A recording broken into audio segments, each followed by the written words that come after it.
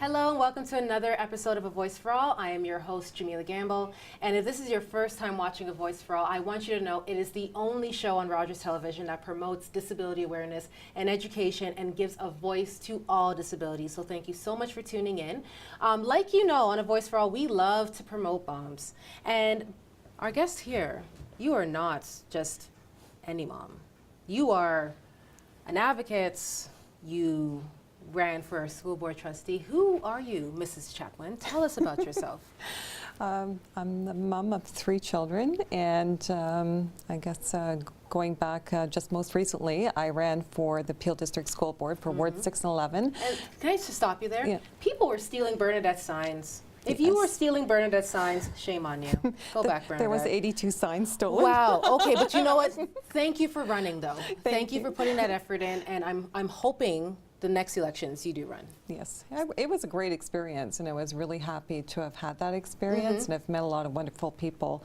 And part of the reason that I was passionate about it is with my son, who's 19 now, and he was diagnosed back in, I can actually remember the day, June 6, 1998, Wow. with, well, initially with PDD, and then he went on to be diagnosed with low-functioning autism. Okay. And he's been going through the Peel District School Board, and also, you know, it really made me become aware of some of the, you know, the lacking of Right. school resources for him, and I became an advocate also for applied behavior analysis, and then that was through with a group of parents. Okay. Because going back to the day that he was actually diagnosed, so we've come a long way since 1998, because on Absolutely. that particular day, there wasn't many services that were offered to my husband and I, and it was basically, you know, sorry, Mr. and Mrs. Chatwin, you know, we wish you all the best, and basically, you know, a lot of parents end up divorced in this situation and prepare for that, and that was really difficult. And I said, I'm not going to be listening to this. I'm going to do everything that I can to help my son achieve and become the best that he can. And it's like the doctor essentially gave you 2 diagnoses. One, that you have a son who has autism, and 2, you're going to be divorced. Yes, it wasn't you a know? good- No, no. So- And there's a lot of parents, unfortunately, who, yes, they do find themselves you know, down the path of divorce. But Right. hopefully after watching this interview, you could kind of give us some more perspective on that. Yes, well, and you know, we actually became closer throughout that particular process in the beginning stages. It was difficult, it was stressful, that's Right. for sure. But you know, I became an advocate with a group of moms getting together, going down to Queen's Park. We had our pictures of our children. you. There was no ABA, there wasn't a lot of programming within the schools, and that is something that we all pulled together, and it actually was a way for us to release our stress. It was difficult even for the school board staff, and I give them credit, because at first they were going into territory that they Yes. didn't know either, and dealing with parents who were stressed out, children with you know, behavior issues, and my son had a lot of behavior issues, but thankfully he's in a great program now. And That's what we love to hear. Yes, and he's through Applewood School, which is a wonderful program, which is a high school for children with special needs.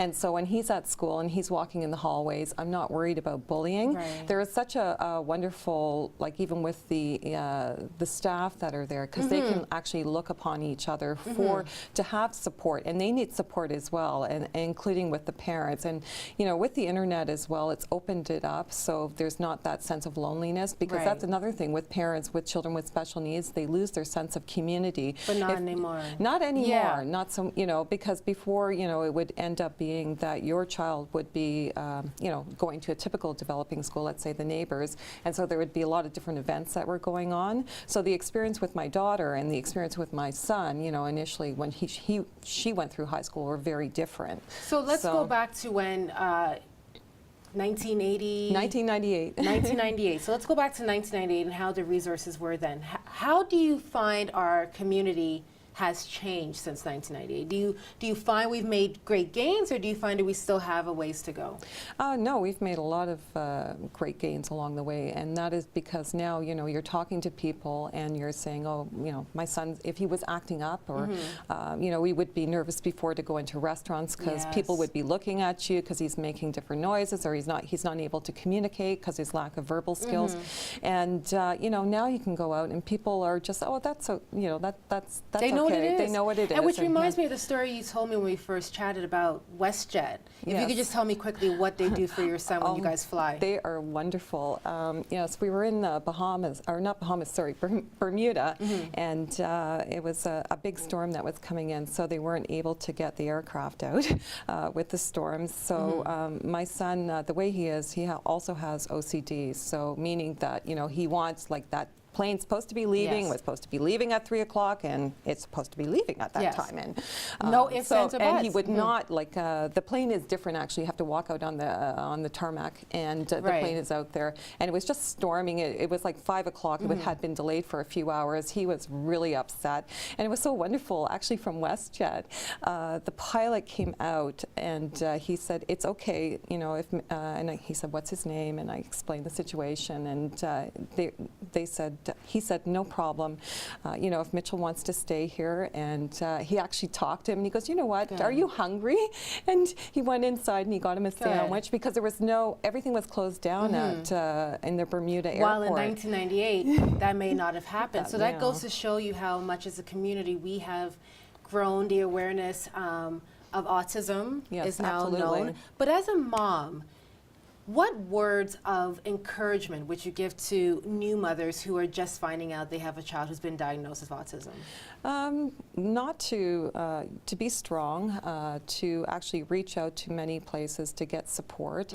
And you know, when they're telling you, they first told me that my son would never talk. Well, he talks, and he's able to express himself. Not Right. like you and I today, but you know, But like it's still something. It's something there. And in fact, you know, he's very much into exercise, and he started to run, and he runs on his treadmill like 3 times a week. And he you actually said he did takes a marathon, part. right? He took part in the Mississauga Marathon, Good for and him. now he wants, like, it was just, you know, the 2 kilometers, but he wants to, you know, go further. So we're Wow. actually looking at this, you know, the upcoming for May, and so hopefully, you know, he'll be able to do that.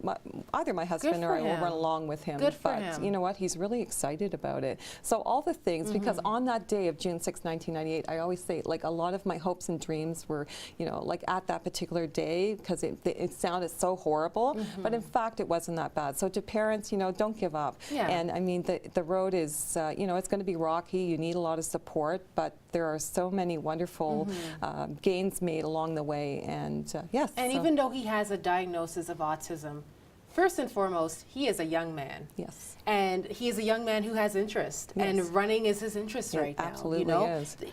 People who are interested in running, you don't have to be neurotypical to No. be interested in that. So it's amazing to see that he has found a passion. Yes. And when he's running, nobody sees his disability. No. He's just a man who's running. Yes, and it's amazing to see him. Like, he goes for 1 hour right now, 3 times a week on the treadmill, and he I has could to- do 13. and he's like right up there at 5 to 5.5. Like, he is like Wow. boogieing along, right? So what do you see for his future? Because initially you got this gloomy diagnosis that he Right. wasn't going to have a life. Now you're seeing he has a life. Now you could dream. You could dream big Yes, for him. What do I you see can. him doing in the future? Well, I'm not sure yet, but it's certainly a lot brighter than what it was Good. looking back before, right? And I think there are a lot of different possibilities for him, and also through the school, they're very supportive as well. And because I'm always like, oh no, I don't know if he can do. Come on, you know, you can try, right? Good. So having that kind of support that's out there, and even through parents as well. So And it sounds like you have a very strong relationship with the school, which is so essential because essentially you guys become a family. yes, absolutely. You know, these are people who you're trusting with your child 35 hours a week. So naturally you will form a very strong relationship with them. Absolutely, and that's where with the school, the community, and through the parents as well, all of us coming and working together collaboratively, and I Right. think it's very, very important. And now that sense of community is much better out there, like meaning you can go into restaurants, you can go into the mall, you see people, and you know, whereas before I'm sure it was very difficult for people going back 15, 20 years ago when they just didn't want to venture outside because people would be looking at them like, you know, you shouldn't come a bring long your- way, yeah. Yeah, absolutely. So what do you see the Peel region doing to continue promoting disability awareness? With programs for exercise, even like yourself, Yeah. the program that you put out there, I think it's really important for inclusion as well, and also just to be supportive, like having different programs available so that they're like any other. For example, I look at my son, he's 19.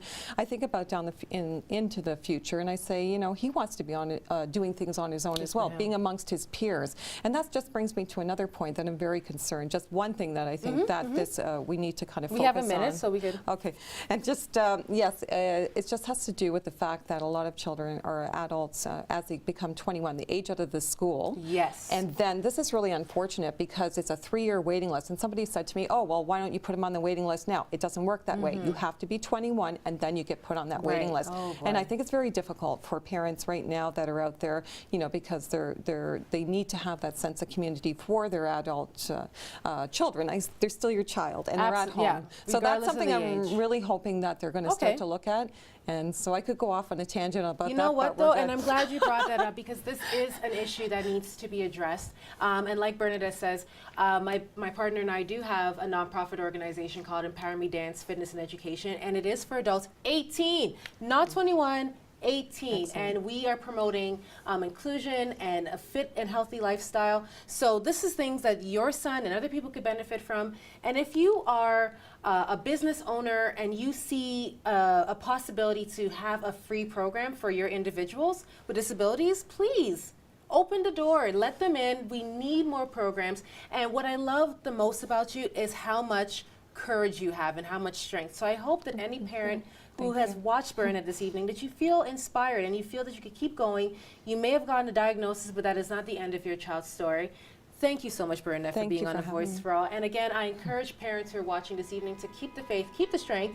This is not the last interview of A Voice for All. We have another great guest after the break. But thank you, Bernadette, and thank you for watching A Voice for All. Catch you after the break. Have you joined the Jam Fam yet? Don't forget to visit www.facebook.com/Miss Jam Gamble.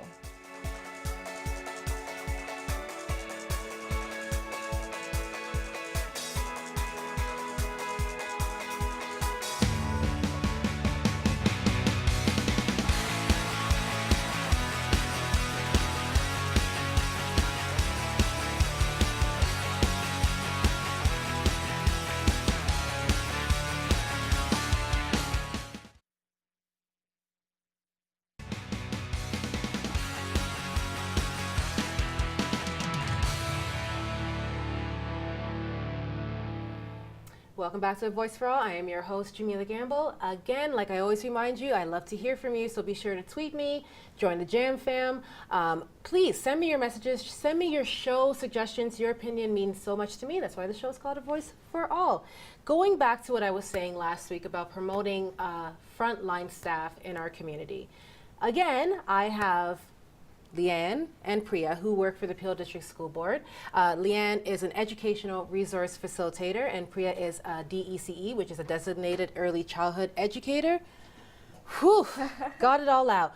But again, two of them are on the show, and it's so important that we have them on because they work together, but their roles are so different. So what I'm hoping to do is not only celebrate the work that they do for our community, but to educate you guys on their roles. So Leanne, let's start off with you being an educational resource facilitator. How many years have you been with the board?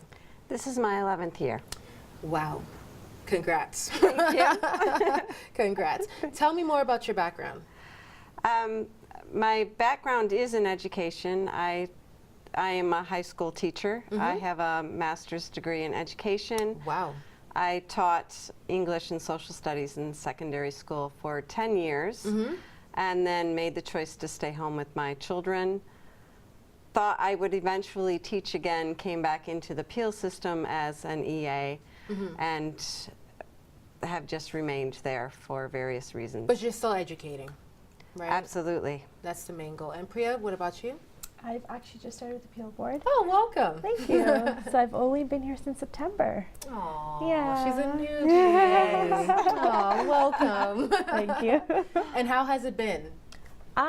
It's been interesting to say the most. I started as a supply, so I was at different schools, got to see a lot of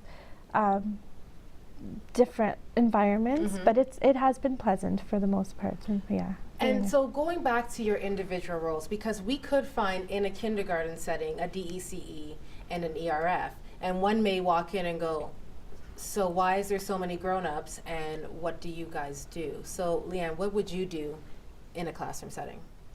I've always worked mainstream. This year I am working with 4 students, grades 1 through 4. Sorry, you have 4? I have 4 students. Okay, continue. Continue. Wow. And so my job is What is your job yeah, my job. exactly? To be everywhere at once. I look at the whole child, and so each of these children is very different. They all have different needs, and so while my focus may be social awareness with one child or self-regulation with another so that he can handle his frustrations, the other child may need just basic academic support, and so in looking at the whole child, you try to bring what they need, and then that needs to fit with the daily schedule. Yes. And so I may be in a classroom at a time that's not extremely helpful for the child, Right. at which point sometimes I pull children and work with them individually. It's So you have many roles in many places. absolutely. While Priya, you have sometimes in some classes 28 darling little faces. Miss Priya, Yeah. Miss Priya. Walk us through what like the first hour of school might be for you. Okay, well, actually, we have actually combined our pods.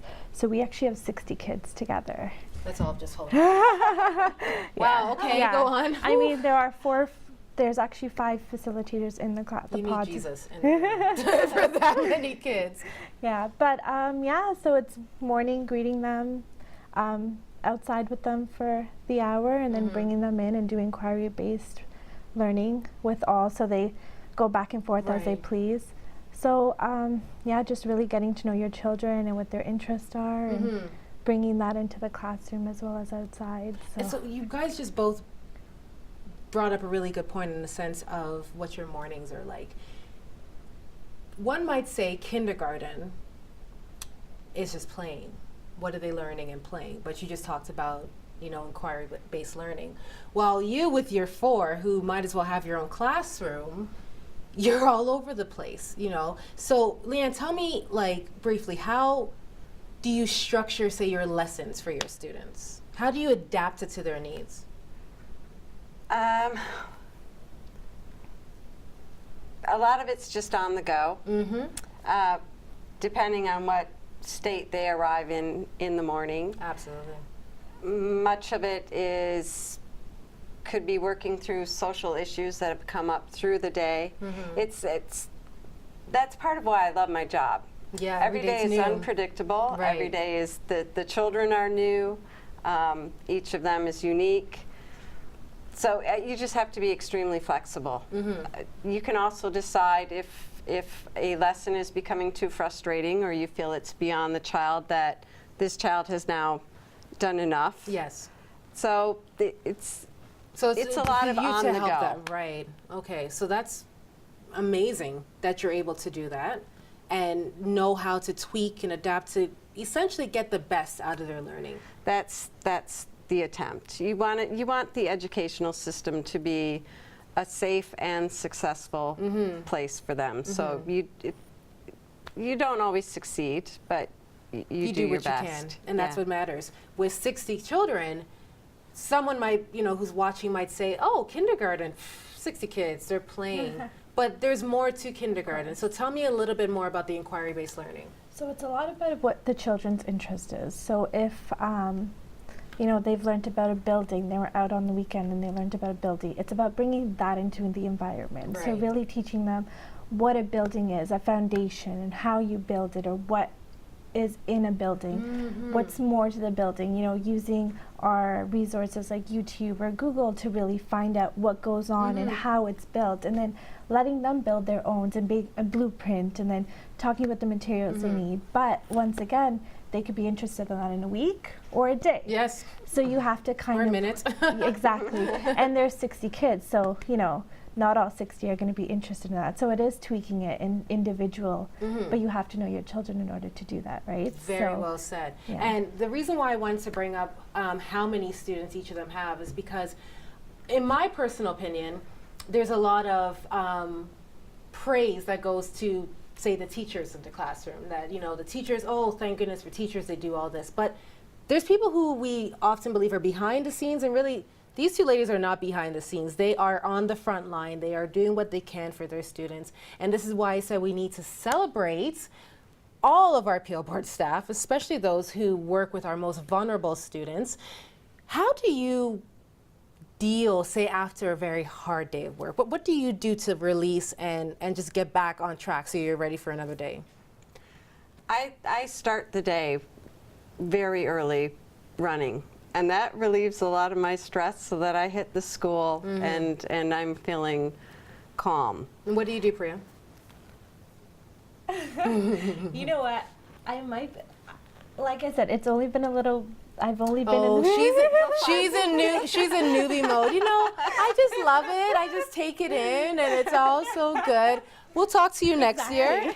Let us know what you do next year. Okay. For me, I'm a shopper. Okay, well, That's We just didn't know me. that. No, just a little bit. But really, I want you guys to realize that, even though the community may not say it, you are appreciated. What you do is appreciated. There are so many students who, I think if they were able to say thank you, I think they would be able to say thank you to you guys, because going about their day, whether it's through toileting, accidents in kindergarten, social issues that they cannot verbalize to you, but you're able to read, parents you may have to deal with, questions from the rest of the students, why is this particular student doing a certain thing? You guys take all of that, and you're beyond educators. You're almost, a bit of a parent, a bit of a voice, a bit of an advocate. You guys are everything. So if you could summarize how you feel about what you do in one word, what would it be? Leanne? In one word, One word. how I feel about what I do.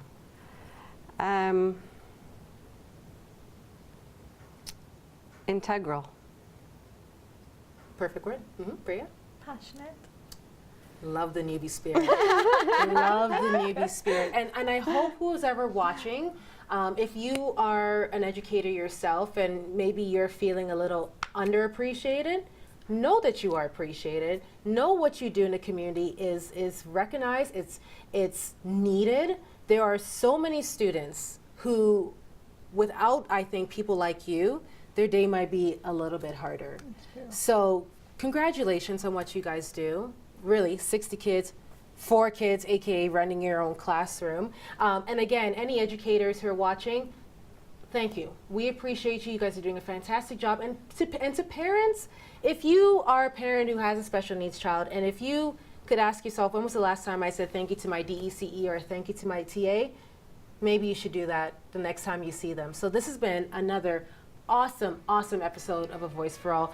In our first segment, we had a parent share their story, and in this segment, we had 2 fantastic frontline staff who are showing us what the Peel Board and other school boards are doing for our students in our community. I hope you guys tune in next week. Don't forget to keep in touch with me, Twitter at Miss Jan PCCS, Facebook on the Miss Jan page. I love to hear from you guys. Enjoy the rest of your week. This has been another awesome episode of A Voice for All, and I'm your host, Jamila Gamble.